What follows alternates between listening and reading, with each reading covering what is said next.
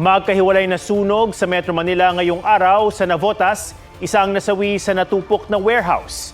Nagkasunog din sa isang residential area sa Santa Mesa, Maynila. May report si Marizo Mali.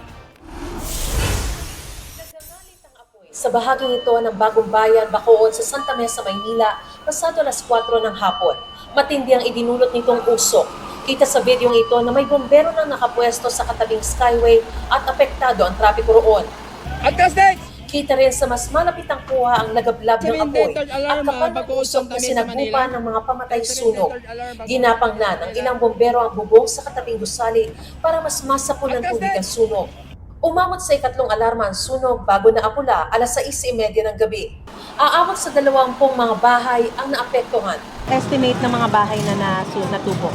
Residential po ba to? Yes ma'am, yes ma'am. Light material siya siguro mga nasa 20s yung mga bahay. Patuloy ang investigasyon. Pasado tanghali naman sumiklab ang sunog sa imbakan o warehouse ng mga dekorasyon sa events at mga furniture sa barangay San Rafael Village, Navotas. Kabilang pa sa mga rumisponde si Navotas Vice Mayor Tito Sanchez. Dahil gawa sa light materials ang laman ng bodega, mabilis daw na kumalat ang apoy.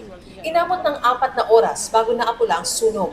Sa kasamaang palad, isa ang kumpirmadong nasawi. During overhauling, meron po tayong nakita na isang casualty. Ito ay taga Cavite po yata, male po and 20 years old.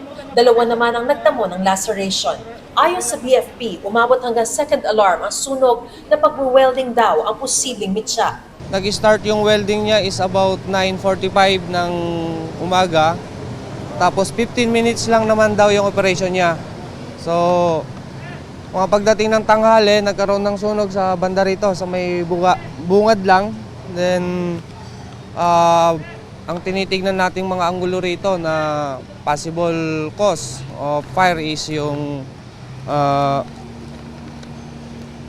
electrical overload. Kasi yung nag-welding is possible na gumamit ng extension wire based din sa initial statement niya. So, possible din na yung ignition of material caused by welding slag. Aabot sa 5.2 million pesos ang halaga ng pinsala. Marizo Mali nagbabalita para sa GMA Integrated News.